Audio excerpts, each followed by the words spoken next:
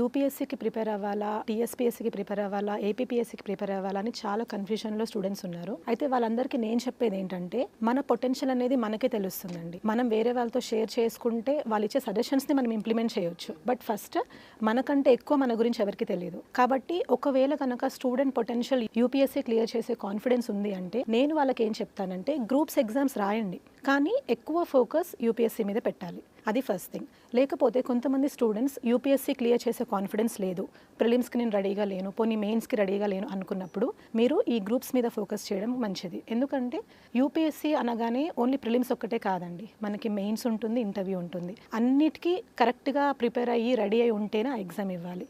అనవసరంగా attempt waste చేసుకొని బాధపడడం కంటే ప్రాపర్గా ఏది కరెక్టో దాన్ని చూస్ చేసుకొని దాని ప్రకారంగా ప్రిపేర్ అవ్వడమే కరెక్ట్. ఒకవేళ ఏమైనా డౌట్స్ ఉంటే మెంటర్స్ అందరూ అవైలబుల్ ఉంటారు, వాళ్ళ దగ్గర నుంచి సజెషన్స్ తీసుకొని దాని ప్రకారంగా ప్రిపేర్ అవ్వడం మంచిదని నా ఉద్దేశం.